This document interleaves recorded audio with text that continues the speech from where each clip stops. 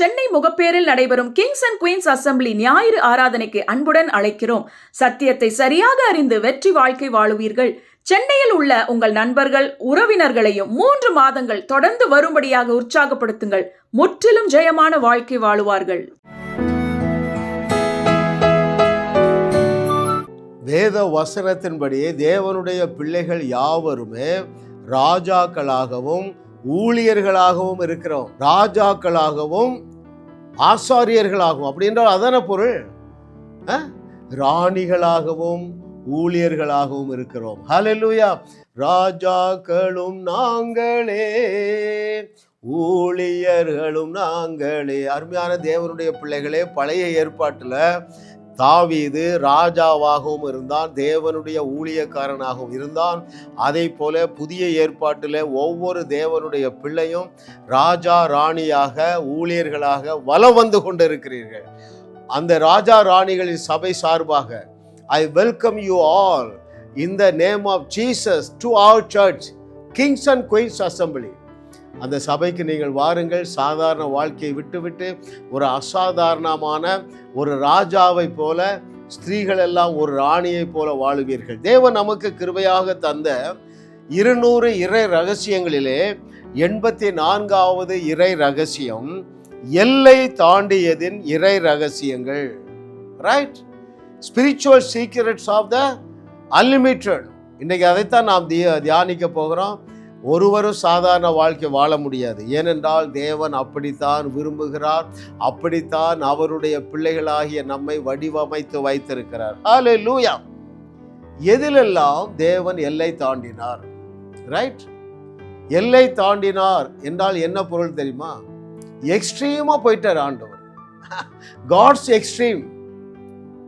Right? ஐயா, நம்ம தேவன் எல்லாவற்றையும் எக்ஸ்ட்ரீமாக தான் பண்ணியிருக்கிறார், எக்ஸ்ட்ரீமாக தான் சொல்லி இருக்கிறார். ஒரு உதாரணத்தை பார்ப்போமே.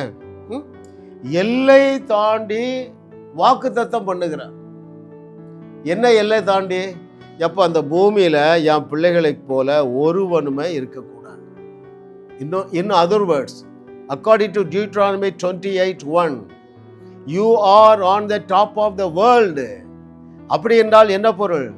பூமியில ஒருவரும் உனக்கு ஒப்பாக இருக்கவே கூடாது.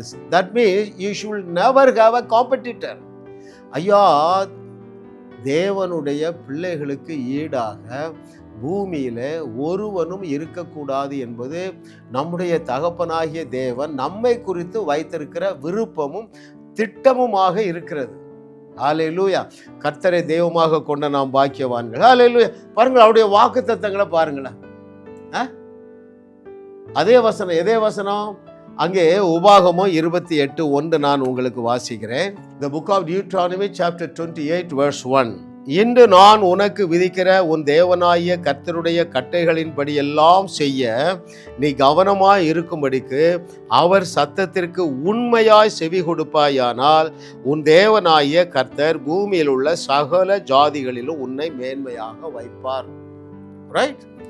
இதே இந்த நம்முடைய கான்டெக்ஸ்ட்ல நான் வாசிக்கட்டுமா? உன்னுடைய சார்பாக உன்னுடைய மூத்த சகோதரனாகிய இயேசு கிறிஸ்து தேவனாகிய கர்த்தருடைய கட்டளைகளின்படியெல்லாம் செய்ய மிகவும் கவனமாய் இருந்ததினாலே, அவருடைய சத்தத்திற்கு இயேசு கிறிஸ்து உண்மையாய் செவி கொடுத்ததினாலே உன் தேவனாகிய கர்த்தர் பூமியில் உள்ள சகல ஜாதிகளிலும் உன்னை மேன்மையாக வைத்து விட்டார். ஹல்லேலூயா. ஹல்லேலூயா. ஐயா, அவர் நியாயப்பிரமாணத்திற்கு உண்மையாக கீழ்ப்படிந்தார். நியாயப்பிரமாணம் 2 காரியத்தை சொல்லுகிறது. ஒன்று என்ன சொல்லுது? ஒரு உதாரணம் எடுப்போமே. கொலை செய்யாதிருப்பாயா. கொலை செய்தால் என்ன செய்ய வேண்டும்? கொல்ல வேண்டும். இவர் இரண்டாவதை தெரிந்து கொண்டார். எதை தெரிந்து கொண்டார்? தன்னையே பலியாக்கி மரணத்தை தெரிந்து கொண்டார். எத்தனை பேர் புரியுது? எல்லா நியாய பிரமாணத்திற்கும் கீழ்ப்படிய அவர் கவனமாக இருந்து உண்மையாய் கீழ்ப்படிந்தபடியினால் நீங்களும் நானும் பூமியில் உள்ள சகல ஜாதிகளை விட மேலான ஸ்தானத்தில் வைக்கப்பட்டு இருக்கிறோம் என்பதை அறிந்து கொள்ளக்கூடிய ஒரு பிரகாசமுள்ள மனக்கண்கள் என்னுடைய வியூவர்ஸுக்கு உண்டாவதாக. ஹல்லேலூயா. இன்றைய தலைப்பு என்ன? எல்லை தாண்டியதின் இறை ரகசியம். எல்லை தாண்டி அவர் வாக்குத்தத்தங்கள் கொடுத்திருக்கிறார். ஒரு சிலவற்றை பார்க்கும் பொழுதுதான் இந்த செய்தியானது உங்களுக்கு ஒரு தெளிவாக புரிந்து கொள்ளும். பாருங்கள், எல்லாமே எல்லை தாண்டி தான் செய்கிறார். What is your capacity? உன்னுடைய கெப்பாசிட்டி என்ன? இயேசு செய்ததை விட மிகப்பெரிய கிரியைகளை செய்யும். சொல்றது யாரு? பவுலா சொல்றான். Jesus himself say. What does he say? He shall perform miracles more than that. What does it mean? நான் கல்லறையை தான் காலி செய்தேன், நீ கல்லறை தோட்டத்தையே காலி செய்ய வேண்டும். It's the plan and the purpose of the Lord. அருமையான தேவனுடைய பிள்ளைகளே, கர்த்தரை தெய்வமாக கொண்ட நீங்கள் பாக்கியவான்கள். ஏனென்றால் இயேசு கிறிஸ்து செய்தவைகளையும் செய்து அதைவிட மிகப்பெரிய அற்புதங்களை செய்யக்கூடிய பயங்கரமான வல்லமையினால் உங்களுடைய நாவு நிரப்பப்பட்டு இருக்கிறது, உங்களுடைய நிழல் நிரப்பப்பட்டு இருக்கிறது, உங்களுடைய கரத்திலே சூப்பர் நேச்சுரல் பவர் இருக்கிறது. ஹல்லேலூயா. ஐயா, எல்லை தாண்டி உங்களை ஆசீர்வதிக்கிறாருங்க. Unlimited power, unimaginable supernatural power. அதனால தான் நம்ம அடிக்கடி சொல்கிறோம், கர்த்தரை தெய்வமாக கொண்ட நாம் பாக்கியவான்கள். எனவே உங்களால் சாதாரண வாழ்க்கையை வாழ முடியாது அருமையானவர்களே. ஹல்லேலூயா. Oh thank you master. அதனால தான் நம்முடைய தேவன் யார் என்றால் ஆராய்ந்து முடியாத தேவன். அவர் என்ன செய்வார்? உன்னை போல என்னை போல குப்பானையும் சுப்பானையும் கொண்டு ஆராய்ந்து முடியாத பெரிய காரியங்களை செய்கிற தேவன் உன்னோடு பேசி கொண்டிருக்கிறார். மகனே, சந்தோஷப்பட்டு கலிகூறு. இந்த வெளிச்சத்துக்குள்ள வா, இந்த மேலான சிந்தனைக்குள்ளே வா. உன்னுடைய பிரச்சனையை தேடியும் காணாதிருப்பாய் என்று கர்த்தர் சொல்லுகிறார். ஏன்? மேலானவைகள் வரும்பொழுது குறைவானவைகள் ஒளிந்து போகும். Hallelujah. Oh thank you master. What a loving daddy. எவ்வளோ ஒரு நல்ல தகப்பன். இந்த சத்தியத்தை நாங்கள் அறிந்து கொள்ளத்தக்கதாக எங்களுக்கு ஒரு பிரகாசமுள்ள மனக்கண்களை கொடுத்தருளுகிற தேவனுடைய ஆவியானவரே, உமக்கு நன்றி அப்பா. ஆவியானவரே, நீரே எங்களை சகல சத்தியத்திற்குள்ளேயும் நடத்துகிற தேவன். தொடர்ந்து எங்களை நடத்துவீராக. ஆமேன். பாருங்கள், இன்றைக்கு 4 காட்ஸ் எக்ஸ்ட்ரீமாக நம்ம தியானிக்க போகிறோம். சரிங்களா? எல்லை தாண்டிய 4 காரியங்கள். முதலாவது பாருங்க, நான் யோசித்து பார்க்குறேன், ஏன் அவனுடைய சரீரம் சாகும் வரைக்கும் தேவன் காத்திருக்க வேண்டும்? ஏன் அவளுடைய கர்ப்பப்பையை சாகும் வரைக்கும் அவர் காத்திருக்க வேண்டுங்க? யோசித்து பாருங்க.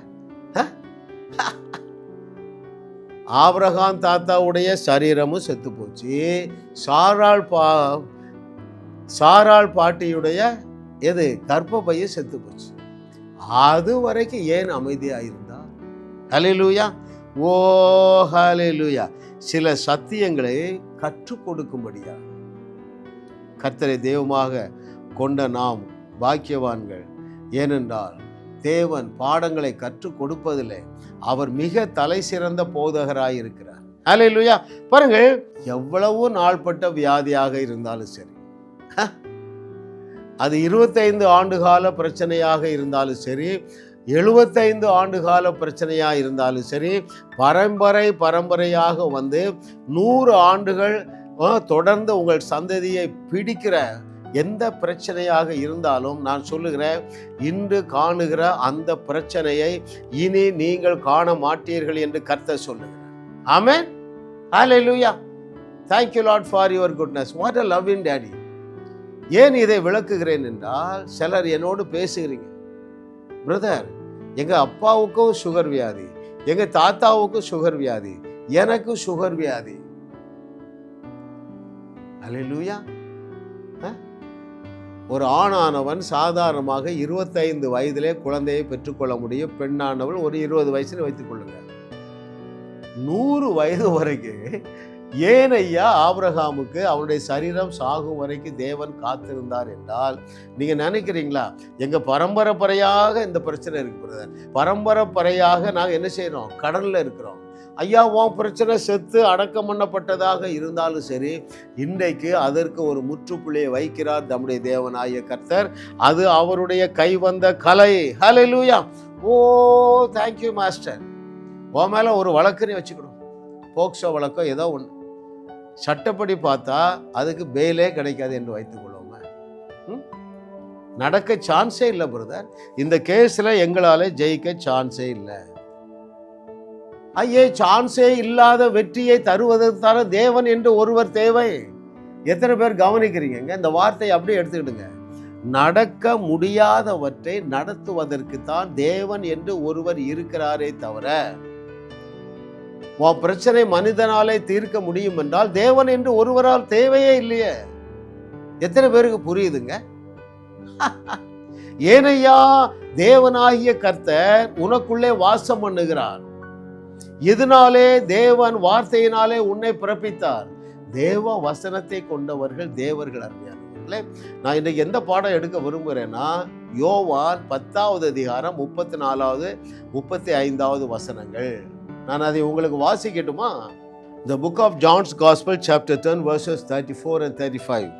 இயேசு அவர்களுக்கு பிரதியுத்தரமாக, தேவர்களாய் இருக்கிறீர்கள் என்று நான் சொன்னேன் என்பதாய் உங்கள் வேதத்தில் எழுதியிருக்கவில்லையா?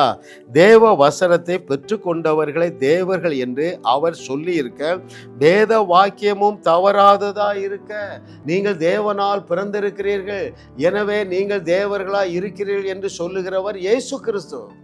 அப்போ இன்னைக்கு பாடம் என்ன? ஆபிரகாமை போல செத்துப்போன சரீரத்தோடு உங்களிடத்திலே ஒருவர் வந்தாலும் அவரையும் நீங்கள் புத்திர பாக்கியத்தை பெற்றுக்கொள்ளும்படியாக ஆசீர்வதிக்க முடியும், ஆசீர்வதிக்க வேண்டும். ஏன்? நீங்க தேவர்களாய் இருக்கிறீர்கள். You are the solution. Hallelujah. Oh, what a loving daddy we have. எவ்வளவு பெரிய ஸ்டேட்டஸில் நம்மளை வைத்திருக்கிறாருங்க. அதே அளவு அவ்வளவு பெரிய அச்சீவ்மெண்ட்டை உங்கள் மூலமாக தேவன் இந்த பூமியில் நிறைவேற்றி சந்தோஷப்பட விரும்புகிறார். ஆமென், ஹல்லேலூயா. அப்போ இயேசு சொன்னார் பாருங்க, நான் செய்ததை விட பெரிய கிரியைகளை செய்வேன். ஒரு அம்மா ஃபோன் பண்ணுறாங்க, எங்கேருந்து? பெங்களூர்லேருந்து. நான் சென்னையில் இருக்கேன், 400 கிலோமீட்டருக்கு வெளியே இருக்காங்க. அழுறா, ஐயா எங்களுக்கு 16 ஆண்டுகள் திருமணமாகி விட்டது, எங்களுக்கு குழந்தை பாக்கியம் இல்லை. உன் கணவன் பக்கத்தில் இருக்காரம்மா? ஆமையா. ஸ்பீக்கர் போடுமா? தம்பி, உன்னுடைய மனைவி வயிற்றில் கை வை. ஒரே வார்த்தை தான் சொன்னேன் அருமையானவர்களே. ஐயோ 16 வருஷம் ஆயிட்டா பிரதர், அப்படி என்று நான் சொல்லி இருந்தால் என்னுடைய அவிசுவாசம் பெருகிரும். ஐயா 16 வருஷம் ஆனாலும் சரி, 25 வருஷம் ஆனாலும் சரி, செத்து போன கர்ப்பப்பையிலிருந்து ஈசாக்கை உருவாக்கின தேவன் நமக்குள்ளே வாசம் பண்ணுகிறார், உனக்குள்ளே வாசம் பண்ணுகிறார். உனக்குள்ளே வாசம் பண்ணுகிற தேவன் தான் சொல்லுகிறார், நீதான்ப்பா தேவன் என்கிறார். சரிசாமி என்ற வசனத்தை ஏற்றுக்கொள்ளுங்கள். ஏனென்றால் எல்லை தாண்டி ஜனங்களை வாழ வைக்கும்படியாக தேவன் உன்னை என்னோடு இணைத்திருக்கிறார். அருமையானவர்களே, it's a secret. It's a secret. 2 குழந்தைகளை பெற்றுக்கொண்டாங்க. நான் இன்னும் பார்க்கல, ஃபோனில் தான் பேசுகிறேங்க. இந்த வருஷம் ஒரு 6 மாதங்களுக்கு முன்பதாக பிப்ரவரி மாதத்தில் எங்களுடைய சபைக்கு ஒருத்தவங்க வந்தாங்க. கிங்ஸ் அண்ட் குயின்ஸ் அசம்பிளிக்கு ஒருவர் வந்தார், போலீஸ் டிபார்ட்மெண்ட் அதிகாரி. திருமணமாகி 10 ஆண்டுகள் ஆயிடுச்சு. டாக்டர் ரிப்போர்ட்டில் எவ்வளோ பார்த்துருப்பாங்க பாருங்க, ஃபெர்டிலிட்டி எல்லாம் பண்ணிட்டாங்க, ஒன்றும் சக்ஸஸ் ஆகுது. ரைட்? சொன்னபடியே ஆகும் என்று சொன்னார் ஐயா. ஐயா, எல்லை தாண்டி சிந்தித்து எல்லை தாண்டி ஆசீர்வாதங்களை நீ பேசும்படியாக தேவனுடைய ஆவியானவர் இந்த செய்தியை கேட்கும்படியான வாய்ப்பையும் வாஞ்சையும் உனக்கு தந்திருக்கிறார். மகனே, மகளே, நீ சொன்னபடியே ஆகும் என்று சொன்னார் ஐயா. இதை கேட்டுக்கொண்டிருக்கிற மகனே, மகளே, நீ சொன்னபடியே ஆகும் என்று சொன்னார் ஐயா. குழந்தை பாக்கியம் உண்டாகட்டும் என்று சொல்லு. நான் ஒரே ஒரு வார்த்தை தான் சொன்னேன். என் மனைவியை கூட்ட, சகோதரி வயிற்றில் கை வைமா. நான் அவருடைய தலையில கை வச்சேன். ஒரே ஒரு வார்த்தை தான். 10வது மாதத்திலே உன்னுடைய கையிலே டேவிட் இருப்பான் என்று கர்த்தர் சொல்லுகிறார் என்று சொன்னங்க. அப்படித்தானங்க எலியா சொன்னா, அப்படித்தானே எலிசா சொன்னா. ஒரு உற்பத்தி திட்ட காலத்துல அந்த கிளவிட்ட பேசுறான், ஒரு உற்பத்தி திட்ட காலத்துல உன் கையில ஒரு பையன் இருப்பான். நான் அப்படியே பிடிச்சுக்கிட்டேன். எலிசாவுக்கு மாத்திரம்தான் தேவனா? எலிசாவின் தேவன் நம்முடைய தேவன் இல்லையா? அவர் பட்சபாதம் இல்லாத தேவன் அல்லவா? ஐயா, பிப்ரவரி மாதத்திலே கன்சீவ் ஆயிட்டாங்க. நீ சொல்லாததுனாலே அநேகர் வாழாமல் இருக்கிறார்கள் மகனே மகளே. எஸ், காட்ஸ் எக்ஸ்ட்ரீமா பேசு. 10 வருஷம் ஆனா 25 வருஷம் ஆயிதான். யாரு? நம்ம ஆபிரகாமும் சாராளும் குழந்தையை பெற்றுக்கொண்ட வயது என்னங்க? 100 வயசு, 75 வயசுன்னு வச்சுக்கிடுவாங்க. சாராளுக்கு 90 வயசு. இந்த வயதிலே ஒரு நபரால் திருமணத்திலே இணைந்து அந்த உறவிலே ஒரு குழந்தையை பெற்றுக்கொள்ளக்கூடிய பாக்கியம் இருக்கும் என்றால் அட்லீஸ்ட் 25 வருஷம் ஆகி அதுக்கு பிறகுதான் நீங்க விசுவாசத்தை விடலாம். அப்பொழுது நீங்க விட வேண்டிய அவசியம் இல்லை. அருமையானவர்களே, ஐயா திருமணம் ஆகி 25 வருஷம் ஆயிற்று, இனிமே எப்படியா குழந்தை இருக்கும்? ஐயா, நடக்க முடியாதவற்றை நடத்துகிற தேவனாக நான் இருக்கிறேன். அவர் எனக்குள்ளே வாசம் பண்ணுகிறார்.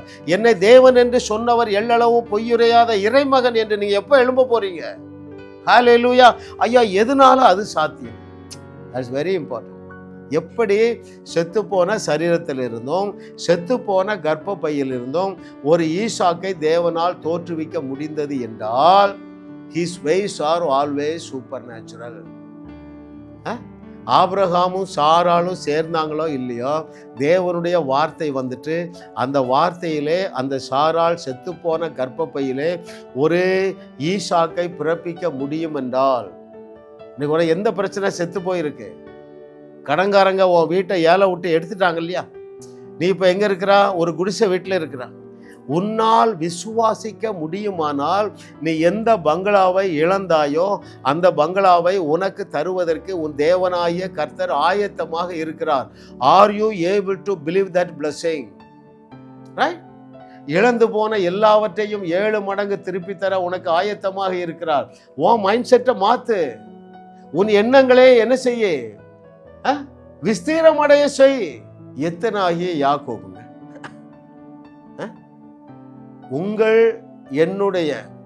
உங்களுடைய என்னுடைய எண்ணத்தின்படி நம்ம என்ன செய்யணும் தெரியுமா? டேய், நீ உன் சகோதரனை ஏமாத்திட்டான். சகோதரனை வீணனே என்று சொல்லுகிறவன் எரி நரகத்தில் தள்ளப்பட வேண்டும். நீ இவ்வளவு எத்திட்டா, நான் உன்னை சபிக்க வந்திருக்கிறேன் என்று தானங்க சொல்லணும். இவன் அண்ணனுக்கு பயந்து உயிர் தப்ப ஓடுறான். போகிற வழியில் காட்டுக்குள்ளே படுத்து கிடக்கான். அங்கே தோன்றின தேவன் என்ன சொல்லியிருக்கணும்? எப்பா, நீ உன் அண்ணனுக்கு பயங்கரமான துரோகம் பண்ணிட்டா, எனவே நீ மாண்டு போவா என்று சொல்லுவதற்கு பதிலாக தேவன் அந்த எத்தனை எப்படி ஆசீர்வதித்தார் பாருங்க. மிகப்பெரிய ஆசீர்வாதங்களை சொல்லி ஆசீர்வதிக்கிறார். எல்லை தாண்டி ஆசீர்வதிக்கிறாருங்க. நான் அதை உங்களுக்கு வாசிக்கட்டுமா? ஆதியாகமம் 28:13, ஜெனசிஸ் 28:13. அதற்கு மேலாக கர்த்தர் நின்று, நான் உன் தகப்பனாகிய ஆபிரகாமின் தேவனும் ஈசாக்கின் தேவனுமாய் இருக்கிறேன். நீ படுத்திருக்கிற பூமியை உனக்கும் உன் சந்ததிக்கும் தருவேன். எப்படிங்க எத்தனை ஆசீர்வாதம்? 14வது வசனம், உன் சந்ததி பூமியின் தூளை போல் இருக்கும். நீ மேற்கேயும் கிழக்கேயும் வடக்கேயும் தெற்கேயும் பரம்புவாய். உனக்குள்ளும் உன் சந்ததிக்குள்ளும் பூமியின் வம்சங்கள் எல்லாம் ஆசீர்வதிக்கப்படும். எப்பப்பா, ஏதாவது அறிவுக்கு எட்டுதாங்க? என்னெல்லாம் சொல்றாரு? நீ படுத்திருக்கிற 100 சதுரடியா உனக்கு தரேன்னு சொல்லலப்பா, 10க்கு 10 உனக்கு தர, அப்படியே சொல்றாரு. நீ படுத்திருக்கிற பூமியையே உனக்கு தருகிறேன். 2வது என்ன சொல்லுகிறார்? உன் சந்ததி பூமியின் தூளை போல இருக்கும். மேற்கையும் கிழக்கையும் வடக்கையும் தெற்கையும் இடங்கொண்டு பெருகும். யாருக்கு இந்த ஆசீர்வாதம் வருதுங்க? யாக்கோபு எத்தனுக்கு வருதுங்க. எப்போ வருதுங்க? எத்திட்டு ஓடுறான். அந்த பாவம் இன்னும் பச்சையா தான் இருக்கு. எவ்வளவு பெரிய துரோகம் ஏசாவுக்கு பண்ணுகிறான் பாருங்க. அந்த தேவன் உங்களை வாழா வெட்டியாய் வாழ விடுவாரா? ஹல்லேலூயா. ஐயா, எல்லை தாண்டி உன்னால உன்னுடைய எண்ணத்தை கொண்டு வர முடியும். அதற்கு தான் இந்த முழு வேதாகமும் எழுதி தந்திருக்கிறது. ஆபிரகாம் பரதேசி, உன் கண்ணால எவ்வளவு தூரம் பார்க்க முடியுமோ பாரு, எல்லாத்தையும் உனக்கு தந்துட்டேங்க. ஹல்லேலூயா. கர்த்தரை தெய்வமாக கொண்ட நாம் பாக்கியவான்கள். ஏனென்றால் எண்ணற்ற ஏழைகளை வாழ வைக்கும்படியாக பூமி தாங்க முடியாத ஆசீர்வாதங்களினால் உங்களை அலங்கரிக்கும் நாள் வந்து விட்டது என்று கர்த்தர் சொல்லுகிறார். ஐயா, எனக்கு ஒரு 10,000 கோடி வந்துட்டு நான் என்ன செய்யணும்? 200 தேசங்களிலும் தேவனை அறியாத எண்ணற்றோர் நரகத்தை நோக்கி பயணித்து கொண்டு இருக்கிறார். அவர்கள் மத்தியிலே உன்னால போக முடியாது. அவர்கள் மத்தியிலே வேலை செய்கிற மிஷனரி ஸ்தாபனங்களுக்கு அனுப்பு மகனே, அனுப்பு மகளே. இன்னும் ஒரிசாவில், ராஜஸ்தான்ல, இன்னும் எங்க, குஜராத்ல, பீகார்ல, ட்ரைபல் ஃபீல்டு, இந்தியாவில் உள்ள 7 லட்சம் கிராமங்களிலே இன்னும் பாதி கிராமங்களில் இயேசு கிறிஸ்து என்றால் யார் என்று தெரியாது. 200 ஆண்டுகளுக்கு முன்பதாக மேல்நாட்டு மிஷனரிகள் தமிழ்நாட்டுக்கு வந்தாங்க. கர்நாடகா, ஆந்திரா, வேற எங்க போனாங்க, அங்கே மலையாளத்துக்கு போனாங்க, கேரளாவுக்கு போனாங்க. நூற்றுக்கணக்கான ஆலயங்களை கட்டி கொடுத்தார்கள், நூற்றுக்கணக்கான கல்வி சாலைகளை கட்டினார்கள். நீங்களும் அப்படி இமேஜின் பண்ணுங்க. ஐயா, உங்களை பூமியின் தூளை போல பெருக பண்ணுவேன் என்று சொன்ன தேவன் பூமியின் தூளை போல உங்களாலே ஆபிரகாமுடைய ஆசீர்வாதங்களை சுதந்தரித்து கொள்ள முடியும். எந்த அளவுக்கு? பூமியின் தூளை போல உங்களாலே சுதந்தரித்து கொள்ள முடியும். எல்லை தாண்டி நீங்கள் யோசியுங்கள். ஹல்லேலூயா. thank you master. இரண்டாவது பாருங்க, காட்ஸ் எக்ஸ்ட்ரீம். செங்கடலில் ஒரு எதிரி கூட மீதி இல்லை, ஒருவன் கூட மீந்திருக்கலை. வாசிக்கட்டுமா அதை உங்களுக்கு? பாருங்கள், 430 ஆண்டுகள் கழித்து இஸ்ரவேல் ஜனங்கள் விடுதலையாகி வருகிறார்கள். பார்வோனுடைய சேனை அவர்களை பின்தொடர்ந்து வருகிறது. முன்பதாக செங்கடல், பின்பதாக பார்வோனின் சேனை. இவர்கள் எல்லாருமே அங்கே பிறந்தவர்கள். எகிப்திலே அடிமைத்தனத்திலே பிறந்து அடி வாங்கி இதான் பழக்கம் அவங்களுக்கு. எப்பா நீ யுத்தம் செய்யப்பா, நான் உனக்கு வெற்றி தரேன்னு அந்த கான்டெக்ட்ல சொல்லல பாருங்க. இதெல்லாம் பயந்தாங்காளிகள். அப்போ என்ன செய்யணும்? இந்த வேலையை நம்மளே செய்யணும். நம்ம எப்படி செய்ய முடியும்? எந்த தண்ணீர் என்னுடைய ஜனங்களுக்கு வழிவிட்டு அனுப்புகிறதோ அதே தண்ணீரிலே சத்துருக்களுடைய சேனையை மூழ்கடிக்க வேண்டும். எந்த அளவு அந்த சேனையை அழிக்க வேண்டும் என்பதுதான் இன்றைய பாடம்.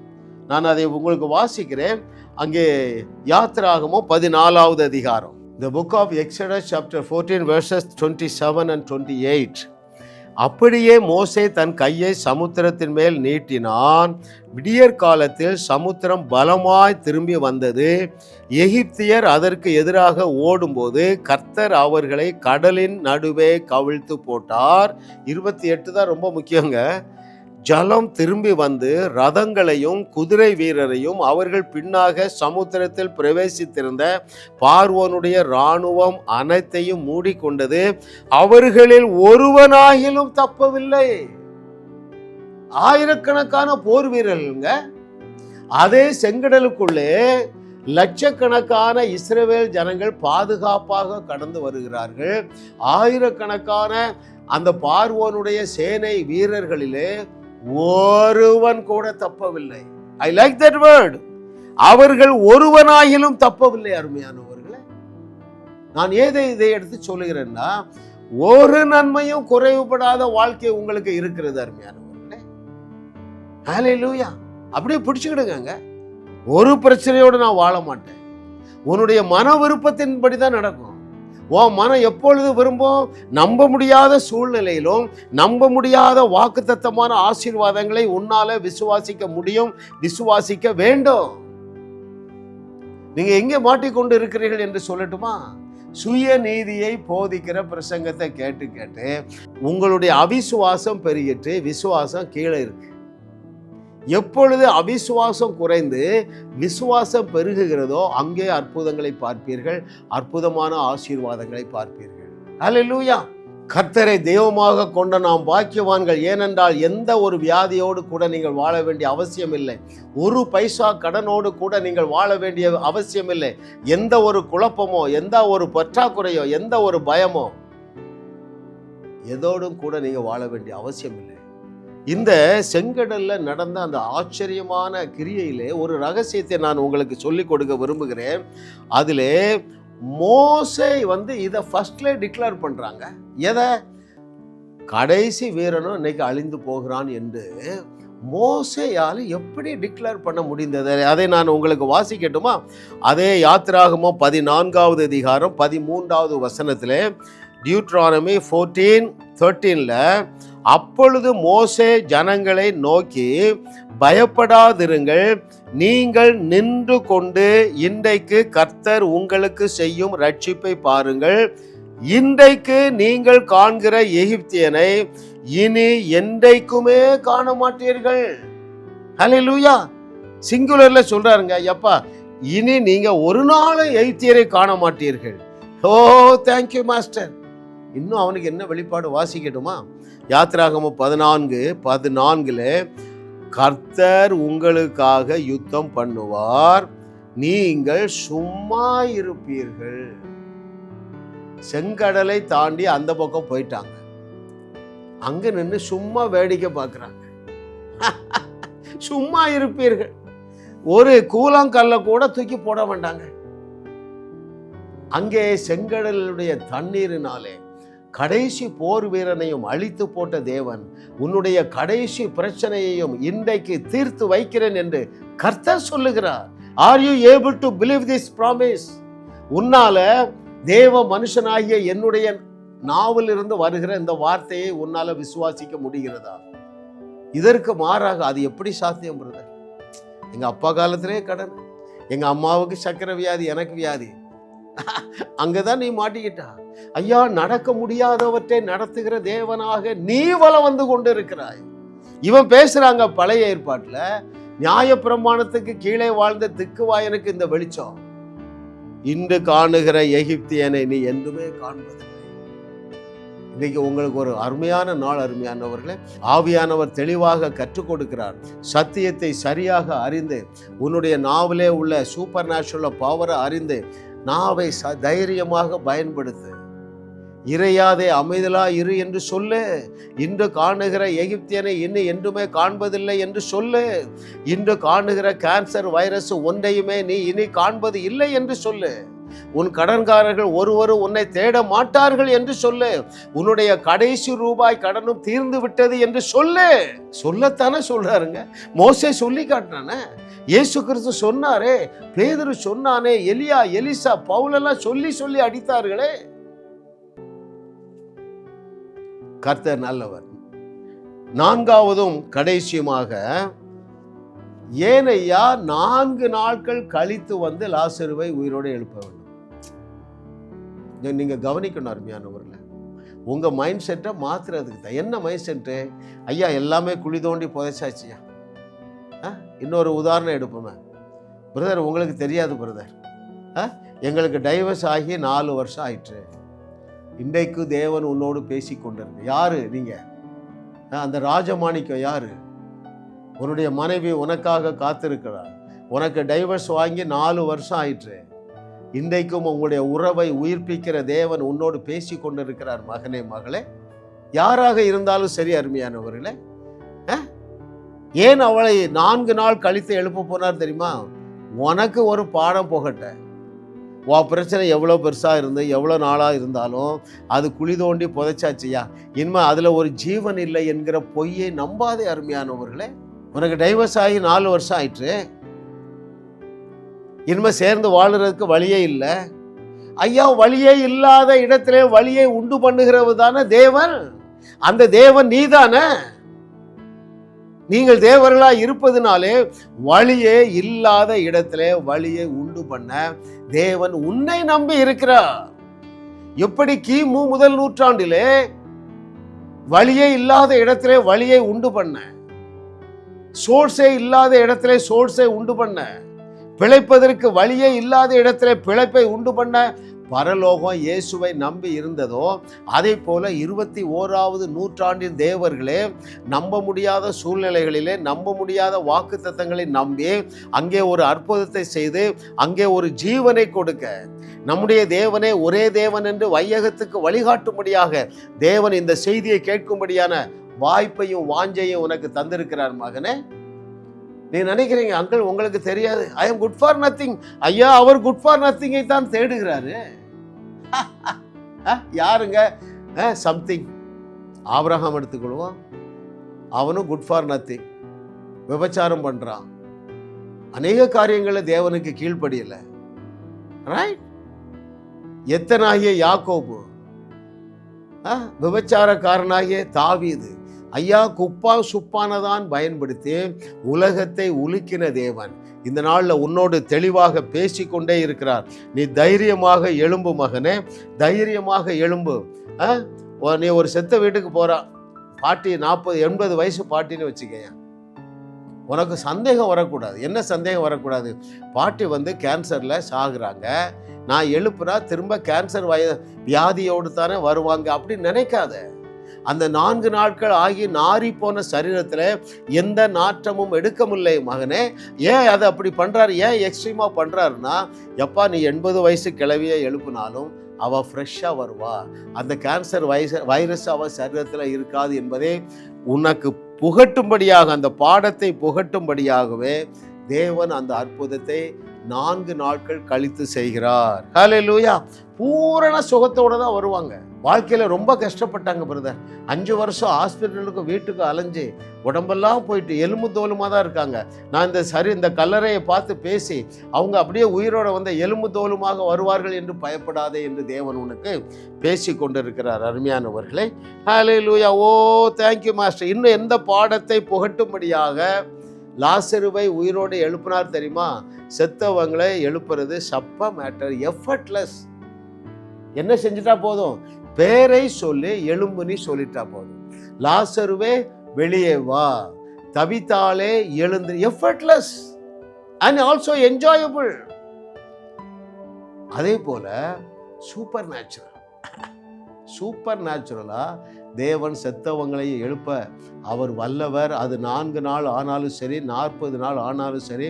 பைபிளில் 100 வருஷத்துக்கு முன்னால் அடக்கம் பண்ணப்பட்டவர்களும் உயிரோடு எழுந்திருக்காங்க. தேடி வாசிங்க. முடிந்தது என்று சிலுவையில் தன்னுடைய ஆவியை பிதாவினிடத்திலே ஒப்பு கொடுத்த பொழுது அநேக எருசலேம் பரிசுத்தவான்கள், மரித்து போனவர்கள், 100 வருஷத்துக்கு முன்பதாக மரித்து போன பரிசுத்தவான்களுடைய கல்லறையையும் திறந்து அந்த வீதியிலே, எருசலேம் வீதியிலே நடந்தார்கள் என்று எழுதியிருக்கிறது. ஏன் இதெல்லாம் எழுதியிருக்குங்க? நீங்க தைரியமாக செத்தவர்களை எழுப்பும்படியாக. கடைசியாக ஒன்றை சொல்லி நான் முடிக்கிறேன். தன் குமாரனை போய் இப்படி பலியிடணுமா? யோசிங்க, எவ்வளவு எக்ஸ்ட்ரீமா போயிட்டார், எவ்வளவு எல்லை தாண்டி போயிட்டார். ஏனையா அவர் நொறுக்கப்பட வேண்டும்? ஹல்லேலூயா. எத்தனையோ காரியங்களே பேசி உண்டாக்கின தேவன். வெளிச்சம் உண்டாக கடவுது என்று சொன்ன உடனே வெளிச்சம் உண்டானது போல பாவ மன்னிப்பு உண்டாக கடவுது என்று சொன்னால் பாவ மன்னிப்பு வந்துருமா வராதா? எத்தனை பேர் புரியுதுங்க? பேசியே பாவ மன்னிப்பை நமக்கு இலவசமாக அவராலே கொடுக்க முடியும். ஆனால் அவர் அதை பின்பற்றவில்லை. எதை பின்பற்றினாரு? எல்லாருடைய கண்களுக்கு முன்பதாக என்னுடைய குமாரன் பலியிடப்பட வேண்டும். ஏன்? அப்போதான் மனுக்குலத்தினாலே விசுவாசிக்க முடியும். அந்த அளவு அவர் உங்க மேல அக்கறையா இருக்கிறாருங்க. அந்த அளவு அக்கறையா இருக்காரு. எந்த அளவு? எப்படியாவது இந்த உலகத்தில் உள்ள ஜனங்கள் எல்லாம் ரட்சிக்கப்பட வேண்டும். அப்ப என்ன செய்யணும்? எல்லாவற்றையும் சிருஷ்டித்தது போல பாவ மன்னிப்பை சிருஷ்டித்தால் போதாது, லட்சக்கணக்கான ஆயிரக்கணக்கான ஜனங்களுக்கு முன்பதாக என்னுடைய குமாரன் பலியிடப்பட வேண்டும். இல்லையா? Hallelujah. Oh thank you lord. பாருங்க, இன்னொரு கடைசியா ஒரு காரியத்தை சொல்றேன். ஆண்டோடைய விருப்பம் எக்ஸ்ட்ரீம் பிளஸிங்.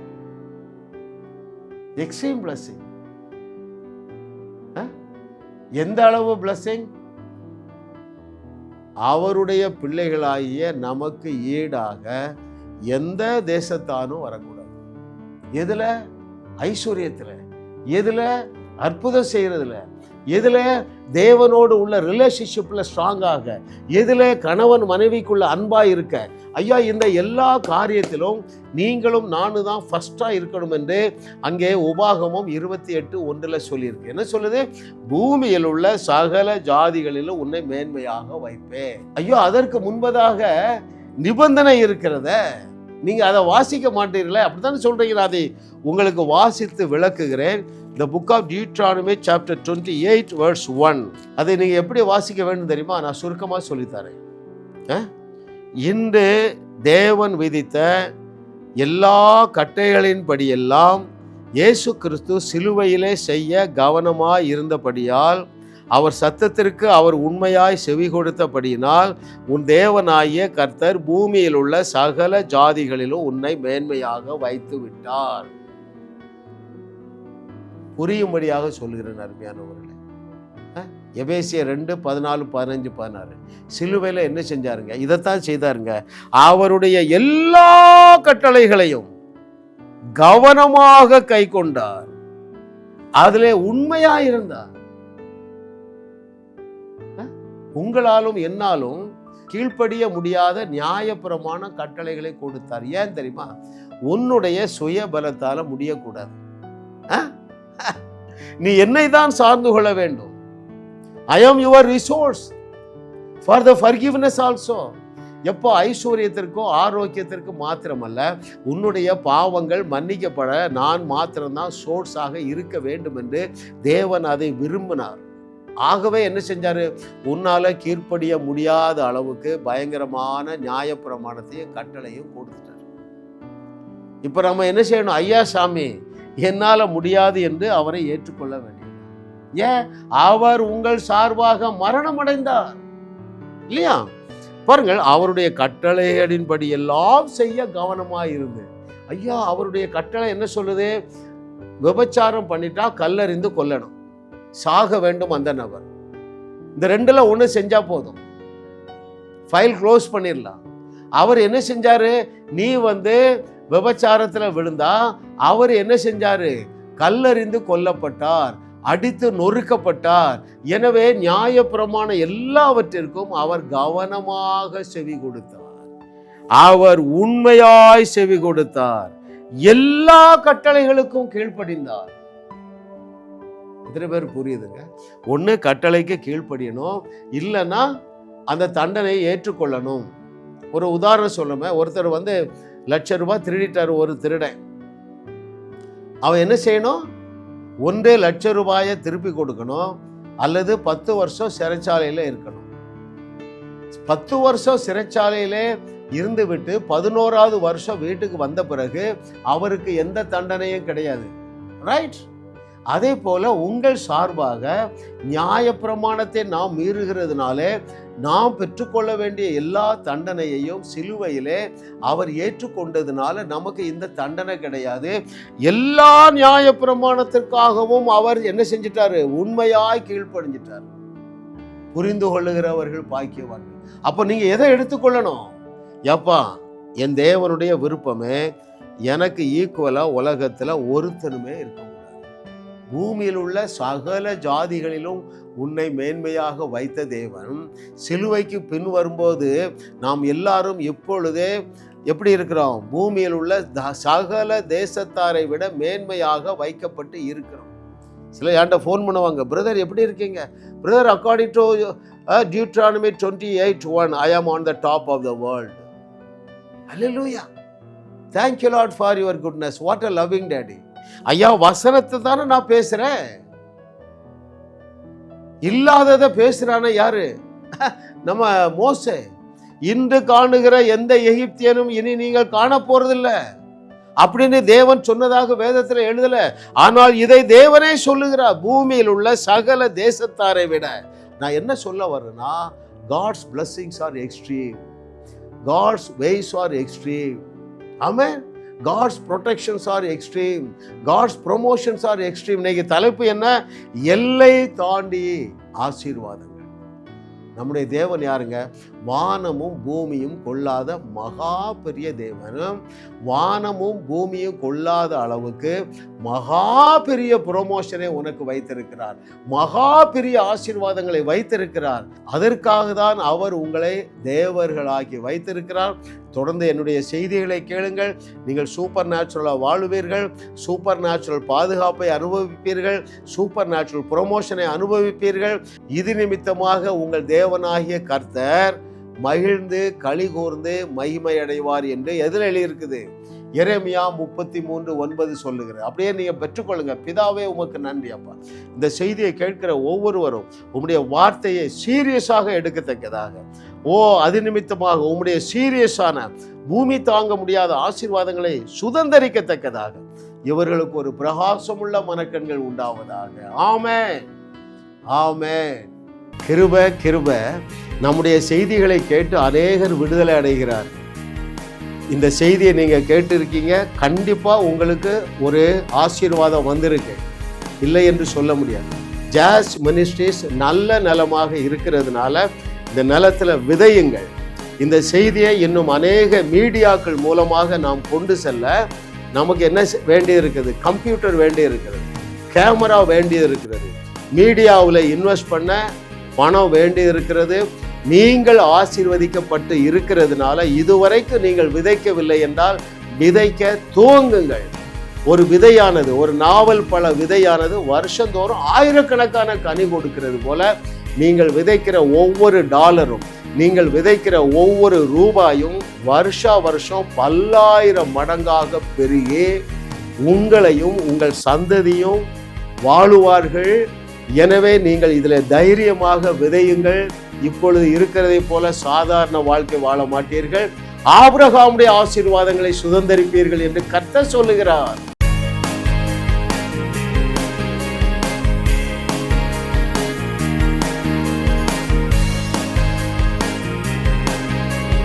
உங்களையும் வாழ வைத்து உங்கள் மூலம் உலகத்தையும் வாழ வைக்கவே தேவன் எங்களை கிருபையாக அழைத்துள்ளார். விடுதலை பெறவும் சுகத்தை அனுபவிக்கவும் எங்களோடு தொலைபேசியில் தொடர்பு கொள்ளுங்கள். இந்த சேனலை சப்ஸ்கிரைப் செய்து வீடியோவை லைக் செய்து பலரோடு பகிர்ந்து கொள்ளுங்கள். அவர்களும் ஆசீர்வதிக்கப்படட்டும்.